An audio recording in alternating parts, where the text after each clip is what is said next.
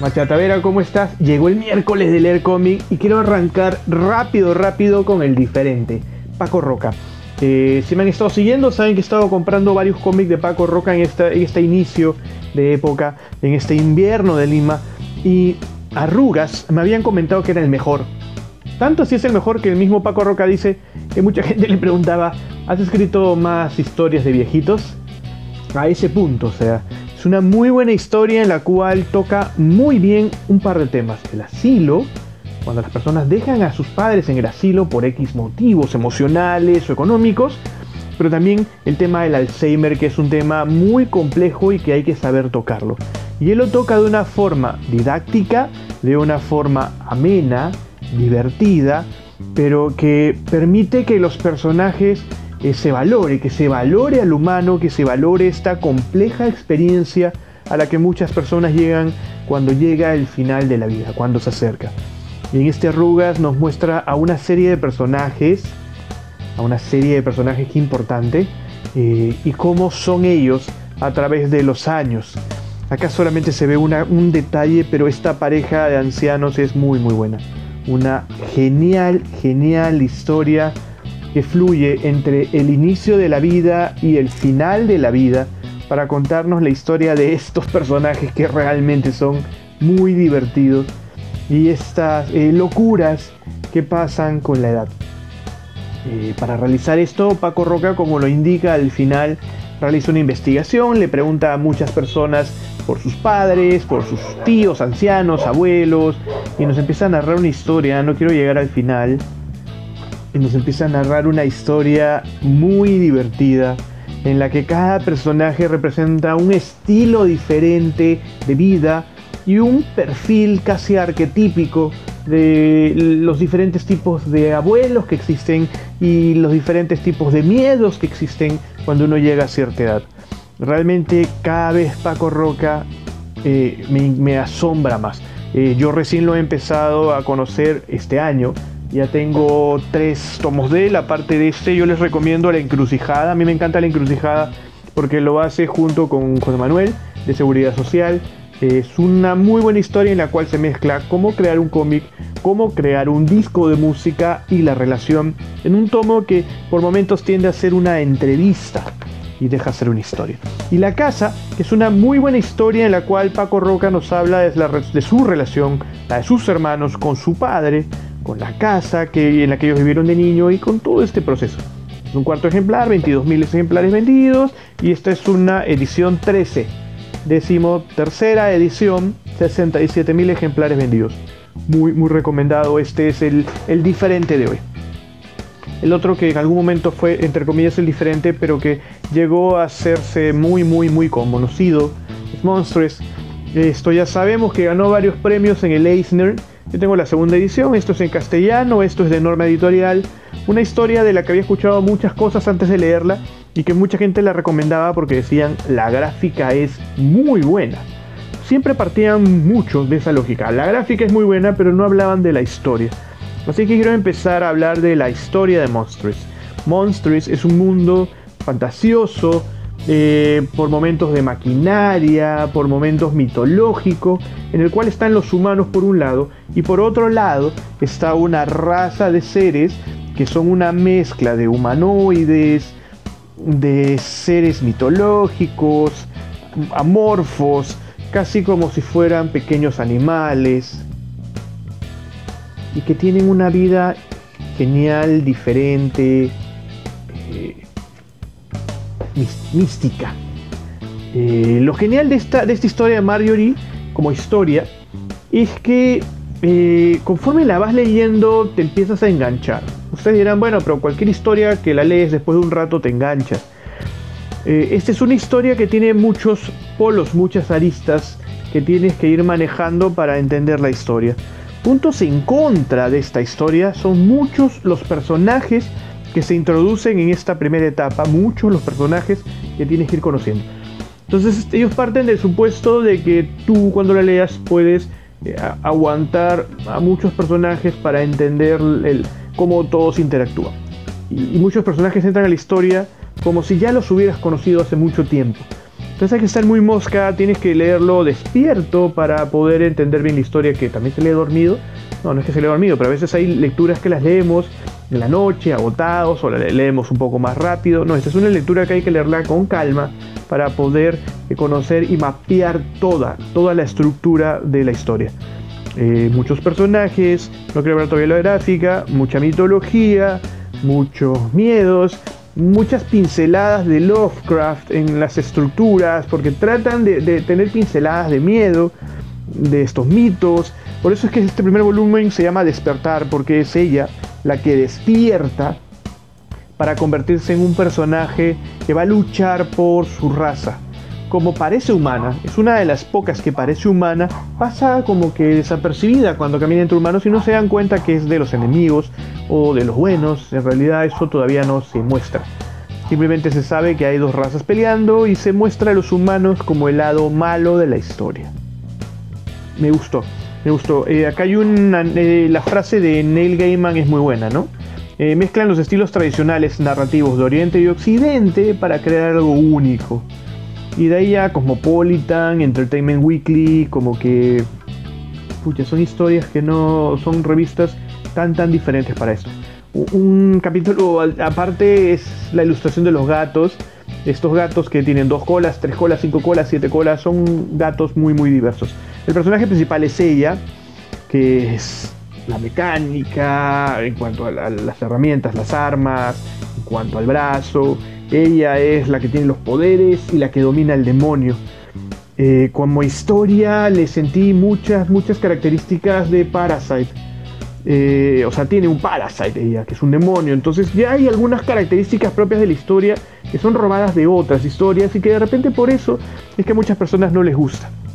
Esta es una historia que en muchas formas se podría decir como una mezcla de diferentes estilos, de diferentes historias, de diferentes mitos en uno solo, para verla desde otra forma. El personaje principal tiene un personaje que siempre la acompaña, que es esta pequeña, casi como un chibi, ¿no? Como un personaje amigo, pequeño, inocente, tierno, que va justamente para ese enfoque.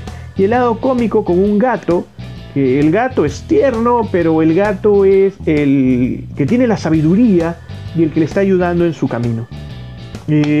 Durante el proceso aparece un personaje que la cuida, pero no debería cuidarla, y empieza a fluir todo. Y tenemos este personaje que es casi como un Parasite, que es el que ella domina y por el que le tienen miedo, porque es como que el gran poder que tiene ella, que es el Monstrous, y la capacidad de hacer que el mundo cambie. Típica historia apocalíptica de la persona que corre escapándose de los malos porque tiene ese algo que todos quieren y que puede salir para destruir el mundo o para salvarlo. Esas pinceladas del Señor de los Anillos para algunas cosas, pero es una buena historia. O sea, tengo otras historias que son mezclas de historias, como podrían ser Black Hammer, como podría ser Ciencia Oscura o Descender. Ciencia Oscura y Descender, por ejemplo, me compré el primer tomo, son buenas historias, pero como ya son copias de otras historias, es como que ya no más. O sea, volver a leer la misma historia, ya no más. En este caso también se siente eso, que son copias de diferentes historias, pero sí me da ganas de seguir leyendo, y no solo por la historia, sino por la cantidad de puertas abiertas que dejan para expandir la historia. Me gustó, como gráfica sí se merece un Eisner, es muy buena por momentos, el manejo de colores, el sombreado, manejo, miren, de la profundidad, la lluvia, el agua, los gestos bien manejados, el movimiento, no son personajes quietos, son personajes que se sienten movimiento, un muy buen trabajo de Sana Takeda, que de verdad merece el Eisner y mucho más. Nos quedan dos para acabar el día de hoy. Lo primero, voy a enseñarles lo último que he leído en realidad. No lo último, después de esto de Daredevil, el tomo 4 de Wade. En realidad he leído un par de cosas más, pero son mangas que ya los verán en remanga. En este tomo 4 de Daredevil lo sentí en la línea. Hubieron cosas que me encantaron y hubieron cosas que me parecieron muy simples. En este tomo 4 vemos a un Daredevil que ya empieza de nuevo a integrarse en su relación de amigo con Foggy. Un Daredevil que hay alguien que le quiere hacer daño y no sabemos quién es. Pero hay una persona, no te voy a decir quién es, que empieza a hacer que otros lo ataquen y lo ataquen y lo ataquen. Y es una secuencia de monstruos, de malos que lo atacan, de diferentes monstruos que lo atacan. para tratar de sacarlo de sus casillas, hasta que al final aparece un gran enemigo que al final lo mata, o sea, le cuesta, casi lo mata al malo a Daredevil, casi lo mata. Incluso hay partes en las que él tiene miedo de que casi me mata, y al final se salva. Miren, incluso vestido como él solía estar. Por momentos me parece genial los racontos, o sea, los retrocesos que hay. Muchos con Stick tratando de recordar cuando él aprendió a luchar. Me pareció también genial, hasta el comienzo en realidad, la aparición de Spider-Man. Spider-Man sale, si no me equivoco, en la primera o en la segunda grapa de esta línea. Spider-Man, en esta época Spider-Man no era Spider-Man, era el Doctor Octopus que se había metido en el cuerpo de Spider-Man, y eso te lo recalcan. Se ve el cambio de personalidad, me parece muy genial esa parte. Hay una enfermedad de Foy, casi todo esto se lo pasa con médicos Foy. Hay un momento en el que hacen un review, o sea, son ilustraciones de niños, es una grapa de relleno en realidad. Daredevil siempre ha tenido grapas de relleno a través de muchas de sus etapas. Un Daredevil que empieza a ponerse paranoico. En eso sí, esas partes de la historia me parecen muy buenas, cuando logra el malo hacer que él se ponga paranoico porque no sabe en qué momento lo van a atacar. Me parece muy muy bueno en esta historia que ha ido fluyendo desde el segundo tomo, que es el que más me ha gustado de toda esta etapa de White, en el cual aparecen las tumbas, el hombre topo, el padre y todo esto, a llegar a estas etapas en las cuales él ya está empezando a sentarse, a tranquilizarse y a solidificarse como personaje, después de haber pasado tantos problemas y el yo no soy Daredevil y todo eso.